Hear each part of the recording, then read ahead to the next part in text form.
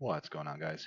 So I started doing this process, and I figured I'd make a quick video just in case anyone else could be helped by it. Um, every once in a while, when you're running people's websites with domains and stuff like that, you're going to find yourself in a situation, possibly like the one that I'm in. Now, this is a website that I used to run for a client of mine. Ran it for a long time, all good feelings. Now he decided to try, I think it was owner.com or SpotHopper or one of those like, um, all-in-one suites or whatever. So, they run your website and they have like, all this crap built in. Well, anyways, it's all bloatware and none of it worked. Anyways, so he was not happy. His business went down. His marketing was not good. His SEO tanked. And I warned him, and that's okay. Those companies, they'll say anything to take your money. But it's 4 months later, and my phone rang today, and he would like to come back. And so I'm a good Boy Scout. Now, I saved a copy of this offline just because I kind of saw this might happen. I always think it's good to just have a copy of your old sites, regardless of that relationship, in case you want to revisit that site. But what's happening now is, and if you were to find yourself in this situation, let's just say that I did not have a copy of that site, and the way that I wanted to clone that site was through WordPress, like through a plugin. The one that I generally use is this one here, the all-in-one WP migration plugin. It's really nice for clones. It's not very expensive. It's pretty lightweight. You can do backups with it that are automated, so check that out on your own. But the problem is that this is going to this other site that was built by this other company. So I can't go there and log in, right? But all of my files are still on this dashboard. They're still built into this. My WordPress still lives in here, but I just can't log in. So what do I do? So what I'm going to do is ping pong on another domain and add that to my cPanel and then make a clone. So here's how that works. So I'm going to jump into my Namecheap account, and this is just a domain that I'm not using for anything. It was kind of a joke when I bought it. But I'm going to take this and then I'm going to match the A record. So A record at, I'm going to match the IP and hit save. Same IP is over here on my shared hosting. So now that those are matched up, I'm going to go down to domains, and you can see that I've already done all this. And I'm recording this retroactively, but it'll work the same way. So in here, create a new domain, punch that in there, uncheck that box because you don't want to share that root. You want it to be a zone install, and then hit submit.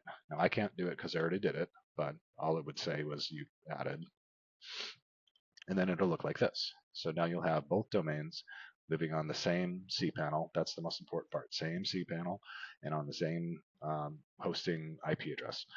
So now these are sharing space, if you will. So then we'll click back on Tools, and then what we'll do, now that the domain is pointing over here, we need to connect our SSL. Now this might look different on your cPanel or whatever panel that you're using, but what you're trying to do is connect SSL so you can actually go to the site, because that's where it was installed, is on an HTTPS. So here, I can click SSL status to get to mine, or I can go down here and I can click here. Now again, I've already done this, and it's going to say blah, blah, blah, but the domain that I'm actually working with is that one. So what you would do is look to the right, click include on whatever you want to include, or click again if you want to exclude it. So I've already done that. I clicked include, and then you would hit run AutoSSL, and then it's going to think, depending on your platform, it might be a minute, it might be 30 seconds, it could be like a couple of minutes, usually not that fast. Anyways, and then it'll refresh, and then you'll have SSL connected. And your next step is, now you have a domain in there, you have your SSL connected, now you need WordPress.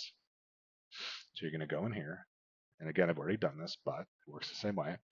So here's the site that I can't access because it's live and it's someone else's site right now, but it's still in there. So I'm just going to hit clone, and then I'm going to change this right here to my new domain. Now, since I've already done this, it's not going to work. It's going to kick back, but all I would do is hit clone. Side by side. So that's what it'll look like after you clone it. And then you see this little admin column, log in as admin. There should be some way to do that on whatever panel that you have so you can bypass the actual dashboard. And sure enough, so here is our site. Looks like everything fired up. There's some warnings with some plugins and stuff, but if I go to the front end, there it is, just as I remember. So we're on that joke URL right there. So now I have a functioning site clone of the one that I control. And now I can go in here, look for my plugin, hit export, and export to wherever I want. Now I can take that back up and install it on a temporary domain, something that looks a little more professional than this one, and get my client up to speed. And then once they're ready to transfer back to me, then I'm just going to go into his GoDaddy with them, change that IP address in his GoDaddy, the one that we saw back on the home screen there, in our cPanel.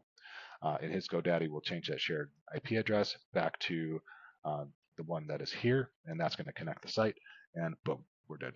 So hopefully this helps somebody. It's just a weird kind of situation. You might find yourself in this situation because you lost control of the domain. I've had owners that literally they didn't renew their domain and it was sniped away from them. Someone bought it right underneath their nose. But I had their install, ready to, it was already installed, but then I couldn't access it anymore. And this is how I was able to get that site back up and running using that style of software where you log into WordPress to clone that site. So anyways, hopefully this helps you guys, and let me know in the comments.